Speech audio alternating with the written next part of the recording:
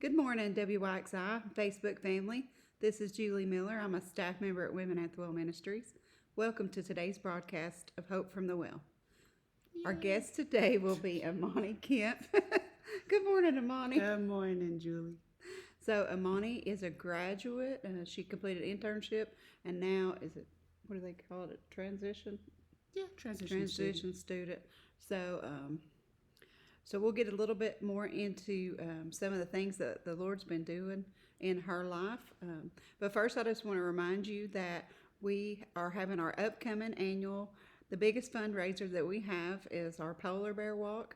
That is on Saturday, February the 25th at 11 a.m. It starts at New Attitude at 104 North White Street in Athens. And what that is each of the ladies, we ask for each of the ladies to be sponsored for $25, or you could sponsor all of the ladies. And during that time, you could come down to New Attitude on that day, and you could walk around the town square with us. It's a time of just fellowship and fun. We go around singing and just yelling. People drive by waving at us. So if you sponsor the ladies, you can come and do that fellowship with us. And like I said, it's $25 per lady, or you can, sponsor all of the ladies. We have recently started doing Venmo. We can put that link below, or you can call us and we can give you that information. PayPal checks, or you can stop by the store at New Attitude and donate there as well. Mm-hmm. And so without further ado, we're going to go ahead and get started talking to Emony about what the Lord's been doing since the last time she was on. Yeah, so the last time I was with you, I announced that I had been blessed with the opportunity to go to Africa by First Baptist Lenore City's pastor, Pastor John Hunn.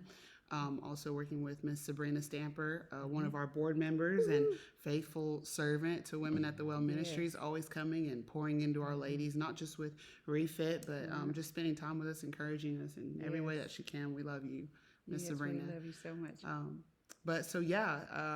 I went on the trip from November 25th to December 3rd.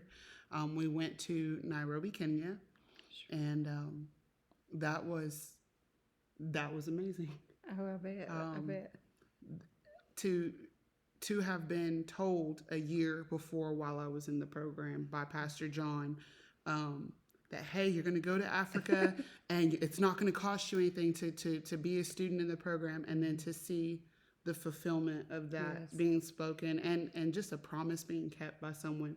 When you come into the program, you have certain mindsets and past ways of thinking. So not being very trusting of people was one of mine that had to be broken off. And just that blessing in itself that someone kept their word.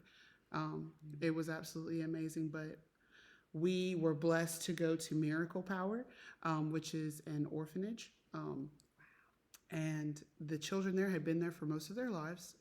But it was that week they were actually being placed with other family members. So that was going to be the last week that they were there. We got to be with them and spend time with them. And I believe they've spoken about turning that into like a feeding program or a place for other women's help. So that was a blessing in itself, to just be on that property and to see those children. They were blessings in themselves. And also seeing the medical clinic that is on site there. And it was locked, closed with bars. And the Lord spoke to me again, just like he did in Guatemala. I talked about that. There was a medical clinic there, but he spoke to me again. And I could see myself being in that clinic and with those bars open and serving there. And so that just pricked my spirit, pricked my heart, and just grew the desire that I know that that's what I want to do. I want to pour back in. Amen. I love that. He uses just little things, and it always just hits you off guard. You're not even paying attention. Wasn't expecting to see that there. He said we're going to an orphanage. I'm like, oh yeah, there's a medical clinic here too.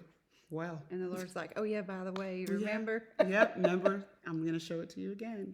So, that was a blessing. We also, we went through Church Missions Network. Okay. And so their focus is church planning and pastoral training. So we got to visit some of the churches that have been planted, some of the pastors that Pastor John has taught and walked with and shown them how to stick to the word, how to preach the word, because they do deal with a lot of cults out there that will even say they believe in the Bible, but will twist and turn. So he really has poured that in them to stick to the word and not allow anything to cause them to deviate from that.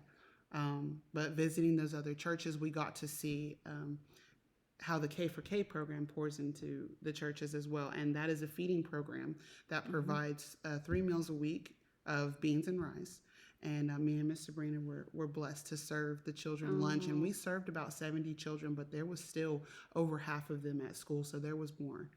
There was more to come. And so that was a blessing in itself. And just seeing Pastor John exhort those men, the love in his heart for them. And one thing that really stuck out to me that he said to them, and it was just beautiful. It was vulnerable and was open, but it was just so raw and true. He told them, he's like, people are not going to want to stick with you. They're not going to really be okay with what you say. Your family members won't understand it. Some of your spouses won't understand it. But you stick to his word and you follow Christ no matter what. No matter what's happening around you, what anyone else is doing around you, you stick to the one who has called you and saved you. And that was just beautiful. And it encouraged me, and it put a hunger, because I want to be able to do that. I want to be that for people. I want to be able to speak that truth and confidence and encouragement wherever I go. So watching him in his element was a blessing, and it was an encouragement to me, and it was motivating as well.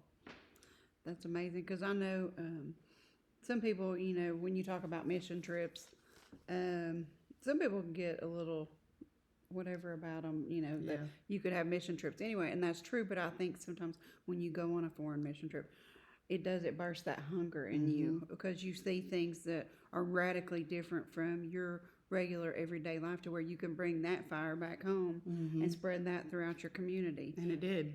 It really did. It really did. I've noticed the change in myself since I've been back.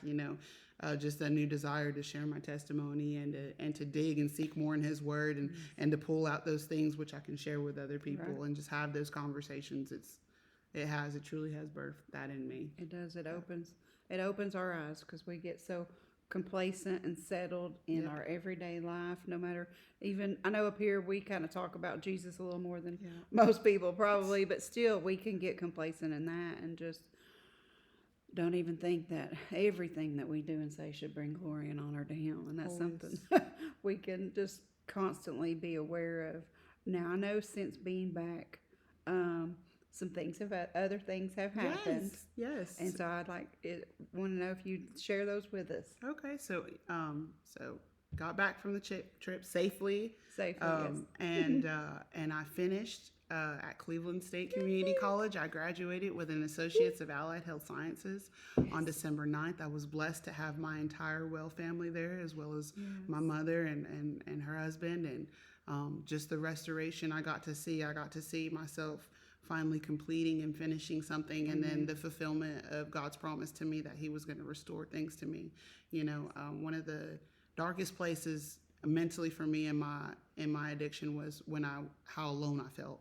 I felt so alone. I felt like I didn't have anyone, in that I didn't deserve to have anyone, and I was never going to have anyone again. And I've been blessed with far more sisters than I thought to ask for. Okay, there's about 30 of y'all. But to see my mother there, and to see the promises God gave her in fulfillment with her husband, and just to seeing just completion happen, that was a beautiful time. But that was a blessing that I got to complete my degree. And I also spoke the last time I was on here that I was expectantly seeking entrance into Lee University, and I hadn't heard anything. And so my plan was to, go in the fall or wait till I heard something. Okay, well, last Monday, on the 9th, January 9th, the day before classes start, I receive a phone call from the admissions office saying that I had been accepted to Lee, and that he was walking over to financial aid to talk to the director of financial aid, where every state, federal and institutional grant or scholarship that could be applied was applied to my tuition, and it is completely covered. And I've asked to verify if that was just for this semester or every semester, and he said every semester. That's amazing. Every semester. That just makes me want to cry. My books are included in my tuition. I just got to get myself there. Praise So the he Lord. was like, so you need to be here at 8:30 in the morning, and we're going to build your schedule so you don't miss classes. And they did. And I'm telling you now, walking on that campus was like a dream. I think I've spoken about it before. It's something we learned here, was brought to my attention, that you can have a poverty mindset. And I had that. When I was younger, I always thought, take the cheaper route, take the assistance. You know what I'm saying? I thought community college, get a certificate or a license some way through that. Then after that, or even while you're doing that, you're going to have to work 2 jobs. Yeah. And you're going to have to break your back to even be barely comfortable. And then I walk on that campus, and and I'm talking to these people who are like-minded and who love the Lord and are excited that I'm there and helpful and kind. I mean, last week has been my first week. I didn't miss a day of class. I started right on time. I was able to make it to all of my classes, and my professors are amazing, and they're kind, and they're excited to watch us learn and to grow. And it's an unreal experience. University before God spoke to me was never even a thought. I did not think that was in the cards for me, and it is. I'm working towards my bachelor's. That's right. You know, and he is faithful. He is. He could. Ephesians 3:20. Yes. He's going to do everything, just over and above everything. Way above. Because you sure never thought that. How long have you been here? 4 years? 3. I've been here since 2019, so 3. Yeah. 3. You would have never. No. 3 years ago. No. My there's plan no was way. to get my RN through Cleveland State, Right. and I was applying for the program. And that last summer, I clearly heard him say, he was like, apply to Lee, and I hesitated 3 days, and he kept telling me he's like, apply now, and he kept telling me, and I finally did it, and I'm so thankful. I'm so grateful. I have a vehicle that is insured. I have money to put gas in my car. My tuition is covered, and I am getting a private education at a Christian school. Yes. Amen. My goodness, you know.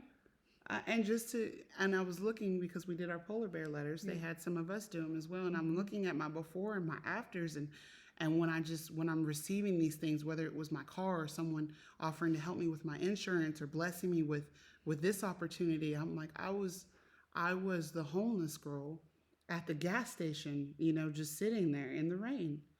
You know, I was the one that you walked past and you kind of clutched your kid or your purse closer to you because you didn't know if I was going to do something crazy or not. But God. Yes. And today I am clothed and in my right mind.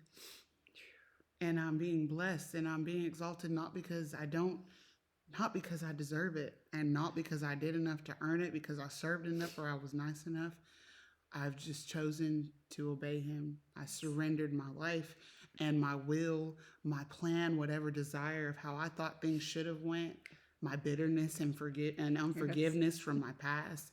And when I gave him those things, it was no longer a burden to me. And then he made sense. It opened up a path for me. Made all things new. Yeah. You're this new glorious creation, not because of anything we've done, but because of who he is. Yeah. A complete heart change. And now I'm here. Lord, send me. That's just where I'm at in my life today. And I'm really, I know it's like a cliche saying, but I'm just thankful to be here. Yes. Because there's so many times I should have died. There's so many times he should have just took me on before I received my salvation in this place. Right. You know? But he had greater plans for you, plans Yes, to prosper you and not to harm you. Yes, and I will complete my BSN, and I will be a missionary nurse, and I will go where he sends me. Amen. I know he has such plans that you can't even think of at this moment. No. Those are just the beginning. Yeah. Just the launching pad for this next step in your life. And I'm just so proud of you, and I'm so thankful that I got to just witness some of the miracles, and I know there's so many more ahead, and I just thank you for being with us today. We've run out of time, but God bless you, Emony. You're just such a light, and love you so much. I love you. Well, thank you all for tuning in, and I just want to remind you, if you have Jesus in your life, you will always have hope. Thank you. Amen.